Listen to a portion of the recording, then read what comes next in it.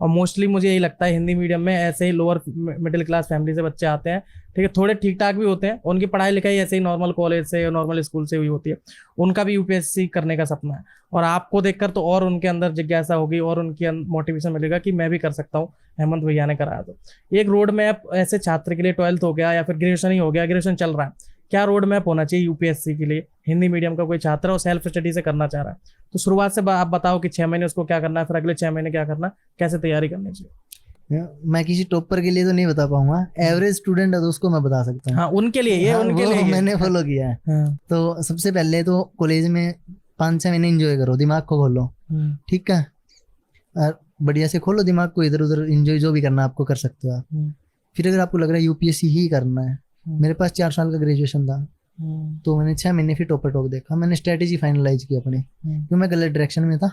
आप ये कर सकते हो कि शुरुआत में आप अपनी बुकलेट्स फाइनल करो, 2-4 दिन सिलेबस देखो, पीवाईक्यूज देखो अच्छे से आराम से, ठीक है, कहाँ से क्या आ रहा है, बुक की पीडीएफ देखो। ये नहीं कि मैं लक्ष्मीकांत ही पढ़ूंगा, भाई डीडी बासु पढ़ लो, अगर लैंग्वेज इजी लग रहा है कोई दिक्कत नहीं है, आपको जो समझ आ रहा है वो करो। पर उसके लिए आपको सबसे पहले एनसीईआरटी तो करना ही करना है, 6 to 12 एनसीईआरटी उठाओ, बाकी बुक खरीदनी नहीं आपको, ठीक है। 2-3 बार नॉवल की तरह पढ़ो, फिर पीवाईक्यूज देखो, ठीक है। फिर अपने माइंड सेट जो यूपीएससी के हिसाब से काम करेगा, जब 1970 से लेकर देखना है पीवाईक्यू, ये नहीं कि 2013 से देख लिए 4 ऑप्शन कर लिए, पर देखना भी कैसे कि उनके ऊपर रिसर्च करनी है। 4 ऑप्शन को देखना आपको, चारों का मीनिंग क्या हो रहा है, ठीक है। गलती यही करते हैं, क्वेश्चन सोल्व करें, 2013 पेपर लिया, आंसर आ रहा है ठीक है, नहीं आ रहा गलत हो गया, छोड़ दिया, नहीं भाई 4 ऑप्शन है, चारों को गूगल करो या कहीं से कंटेंट मिल रहा है उठाओ, उनको पढ़ो, चारों के एक्सप्लेनेशन को पढ़ो। एक पेपर से आपके 400 कॉन्सेप्ट क्लियर हो रहे हैं, ठीक है। 100 क्वेश्चन है, 400 कॉन्सेप्ट हो गए। आप 1970 से करोगे अब तक तो सोचो कितने कॉन्सेप्ट क्लियर हो जाएंगे। और कोई गवर्नर नहीं बदल रहा भाई, कोई प्रियम्बल नहीं बदल रहा, डीपीएसपी नहीं बदल रहे, एफआर नहीं बदल रहे। एफआर 1970 में से अब तक पूछ रहा है, तो क्या पूछ लिया नया, तो कुछ बनाने से रहा, वहीं से पूछेगा कुछ, ठीक है। आपने 1970 से कर लिया तो आपको आइडिया होगा ये क्वेश्चन पूछेगा। FR fundamental right. हाँ, मतलब कोई चीज चेंज नहीं हो रही, स्टैटिक है ना वो चीज। तो स्टैटिक अगर 1970 से आज तक कितने क्वेश्चन आ गए हो, ये देखो आप 40-50 क्वेश्चन मतलब आराम से कर सकते हो आप, मतलब बहुत ज्यादा हो गए ना। वो अगर आपने कर लिया, कितने कॉन्सेप्ट क्लियर हो गए 1970 से अब तक के? आप चारों ऑप्शन के कॉन्सेप्ट को क्लियर कर रहे हो, तो 30 साल वो हो गए, 23 साल ये हो गए, 53 ईयर हो गए आपके पास। तो 5300 क्वेश्चन, 5300 को 4 से गुणा करो, कितने कॉन्सेप्ट हो गए, सेम ही चीज रिपीट होगी। यूपीएससी करता गया ना प्री में कि चीजें सेम ही पूछता है, थोड़ा सा मोल्ड कर देता है लैंग्वेज को। अपन टेस्ट सीरीज करके जाते हैं, ऊट पटांग कुछ भी पूछ रहे हैं, उसके हिसाब से अपना माइंड सेट काम करता है, अपन गलत कर देते हैं। तो पीवाईक्यूज अगर के है ना, तो तुक्के भी आपके अच्छे लगेंगे, ये श्योर है। जैसे टर्मिनोलॉजी वाला क्वेश्चन पूछते हैं, टर्म पूछते हैं हिस्ट्री में, किसी को नहीं आ रहा होता।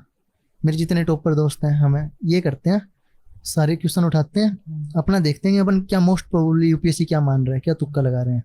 50-60% सही हो रहा है ना, हम अटेम्प्ट करते हैं रियल एग्जाम में। वो करना है आपको कि पीवाईक्यूज अच्छे से देख के रिसर्च किया उन पे, फिर एनसीईआरटी उठाओ, फिर यूपीएससी के हिसाब से पढ़ो कि ये पूछा, ये इंपॉर्टेंट है, यहाँ से ये पूछ रहा है, ठीक है।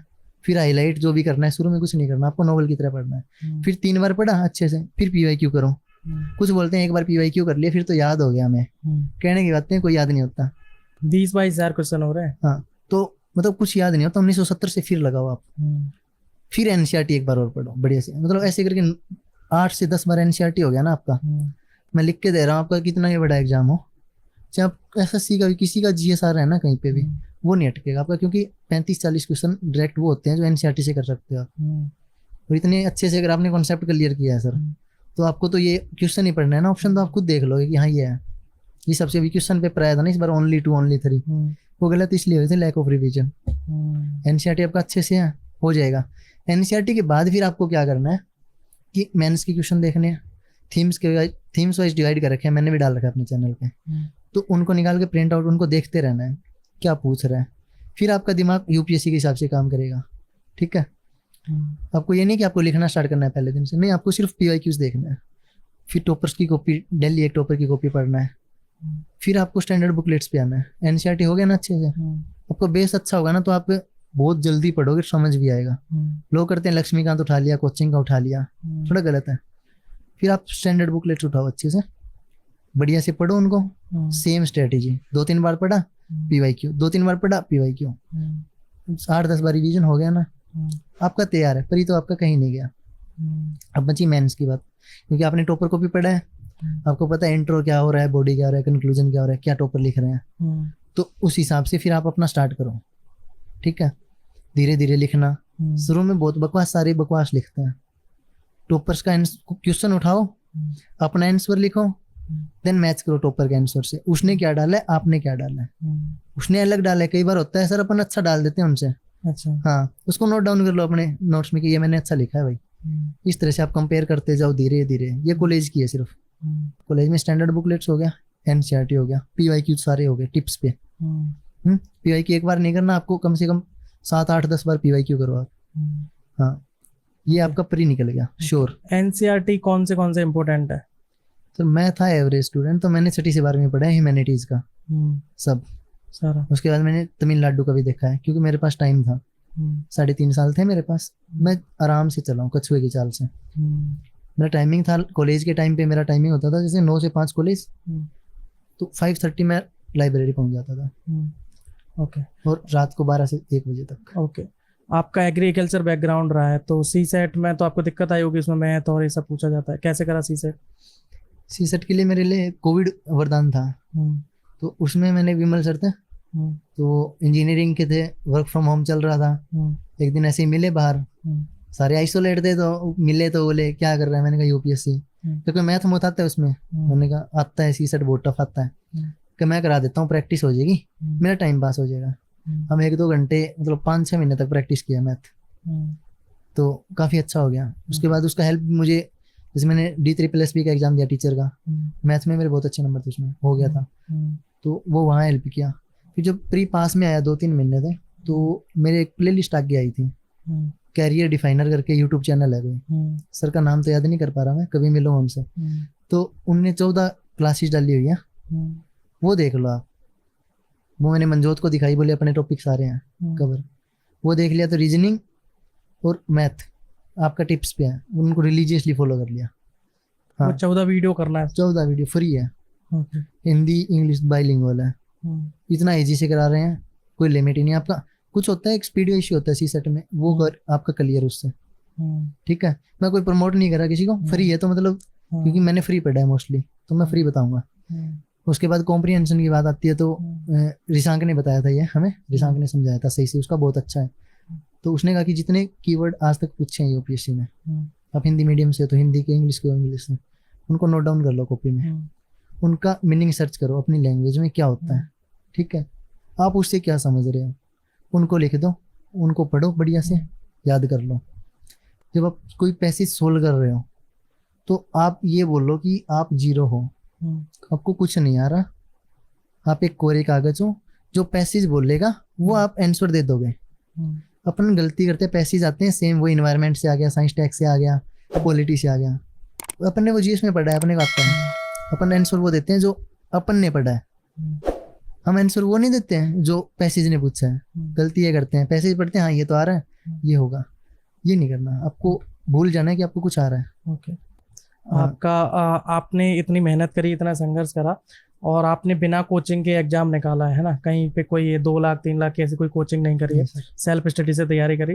तो आप एक चीज बताओ कि UPSC के इस मार्केट में ऐसी कौन सी बातें हैं जो मतलब अब आपको पता चल रहा है कि यार ये तो बहुत गलत बातें घूम रही हैं, ऐसा तो होता ही नहीं है। जब शुरुआत में आप गए होंगे तब आपको भी लगता होगा ऐसा बोल रहे हैं तो ऐसा कर लेता हूँ, है ना, फलाने टॉपर ने बता दिया है, फलाने टीचर ने बता दिया तो ऐसा कर लेता। अब आपको पता चल रहा होगा यार वो तो गलत बोल रहे थे, ऐसा तो कुछ नहीं होता। ऐसी क्या मतलब अफवाहें हैं इस मार्केट में जो आपको अब पता चल रही हैं? कई मिथ हैं सर यहाँ पे। सबसे पहले तो मुझे भी लगा था कॉलेज में, मैं सही में मतलब मैंने फील किया था कि यार मेरे को कोचिंग लेना चाहिए, हाँ, पर पैसे नहीं थे। पर अब फील कर रहा हूँ कि मैंने सही किया, नहीं लिया। ठीक है, जैसे अभी मैं बच्चों से मिल रहा हूँ, तो एक ही चीज़ सुनने को मिल रही है, 1-1.5 साल हो गया उनको तैयारी करते मैं, लेकिन सिलेबस पूछता हूँ उनको नहीं पता। इवन 2-3 बच्चे तो मिले, तो जैसे मैं इंटरव्यू दे करके गया था, तो मुझे बोले आपके प्री में कितने नंबर आए, मैंने कहा अभी रिजल्ट आया नहीं फाइनल, तो बाद में आएगी मार्कशीट, क्या मेंस की मार्कशीट तो आ गई होगी, तो मैंने कहा वो भी नहीं आई। तो बोले हमारे तो सर बोल आ जाती है, अब बता नहीं रहे। हाँ, इवन दे डोंट नो कि मार्कशीट है वो रिजल्ट के बाद आएगा, हाँ, उनको इतना भी नहीं पता। दे डोंट नो कि सिलेबस क्या है। उनको नहीं बोला कि न्यूज़पेपर पढ़ना है। मैंने पूछा करंट के लिए, कुछ नहीं करंट के लिए तो हमारी मैगजीन बहुत है। मैंने कहा एनसीईआरटी कितनी बार पढ़ा आपने? एनसीईआरटी क्या जरूरत है, सर ने ऐड कर रखा है नोट्स में। हाँ, मैंने कहा स्टैंडर्ड बुकलेट्स सर ने ऐड कर रखा है नोट्स में। वो अच्छा, फिर कह सर ने बोला ये पढ़ लो इससे हो जाएगा, ठीक है। और उनको कुछ नहीं पता, PYQs कुछ नहीं बोला उनको, ठीक है। बहुत मिसगाइड किया जा रहा है। उसके बाद मैं एक लड़की से मिला, उसका 4th अटेम्प्ट है, प्रीलिम्स में उसका स्कोर हो रहा है 30-40। तो मैंने पूछा भी किया क्या आपने, ऐसा कुछ तो किया होगा, पढ़ा क्या है मैम आपने? एनसीईआरटी नहीं पढ़ा। 3-4 अटेम्प्ट हो गए, एनसीईआरटी नहीं पढ़ा, स्टैंडर्ड बुक नहीं पढ़ा, सिर्फ कोचिंग के नोट्स पे रिलाई कर रहे हैं। तो वो तो काफी गलत हो गया ना। फिर आपका 3 अटेम्प्ट से जब आपका नहीं निकल रहा है तो आप सोचो ना कि कहीं तो कमी है। तो वो वहीं से मिसगाइड शुरू हो जाता है कि आप हमारा पढ़ लो इससे हो जाएगा। इसमें अलग से एफर्ट्स तो डालने पड़ते हैं, क्योंकि इतने इसे सारे खुद से टॉपर करना पड़ेगा। हाँ, इतने सारे टॉपर से मिला हूँ, उनने कोचिंग भी करी है, लेकिन उन्हें अलग अलग कोचिंग्स के नोट्स, अलग अलग कोचिंग्स के आपके हाँ। टेस्ट सीरीज सर ये सब। पर्टिकुलर कोचिंग कुछ नहीं होती, जिसका बेस्ट हो, किसी का कुछ बेस्ट है, किसी का कुछ, हाँ, सब उठाते हैं, मैंने उठाया है, ठीक है। उठाते हैं। पर लेकिन मैंने शुरू में ये करना होगा, आपको एनसीईआरटी है वो खुद से करना होगा, उसके बाद स्टैंडर्ड बुक खुद से करना होगा पहले। तब आप कोचिंग में जाके बैठोगे ना इस भीड़ में, तो आपको समझ लगेगा कि ये क्या करवा रहे हैं। वो करवा रहे हैं, आपको पता ही नहीं है क्या करवा रहे हैं, आप रट रहे हो उस चीज को। रट्टाफिकेशन थोड़ी काम आएगा वहां पे, आपको पता तो होना चाहिए ना करवा क्या रहे हैं। तो वो सबसे पहले, जैसे मैंने कोचिंग की बात करूँ, मैंने इन्वायरमेंट साइंस टेक है, मैंने लेवल अप उनसे किया है, संतोष सर से, हाँ, संतोष। चोरी, ठीक है। लेकिन मैंने ये नहीं कि मैं टोटली मैं बोल रहा हूँ कि मैंने कॉलेज में शंकर IAS अच्छे से पढ़ा है। मैंने 11th की एनसीईआरटी से हर साल एक क्वेश्चन श्योर आ रहा है बायोलॉजी का, जो प्लांट वाला किंगडम वाला चैप्टर है ना, हर बार श्योर क्वेश्चन आ रहा है, 1-2 क्वेश्चन वहां से, ठीक है। अच्छे से किया है मैंने। फूड चेन वाला है जो लास्ट के बोलते हैं ना चैप्टर करने होते हैं 12th के, मैंने अच्छे से किए हैं।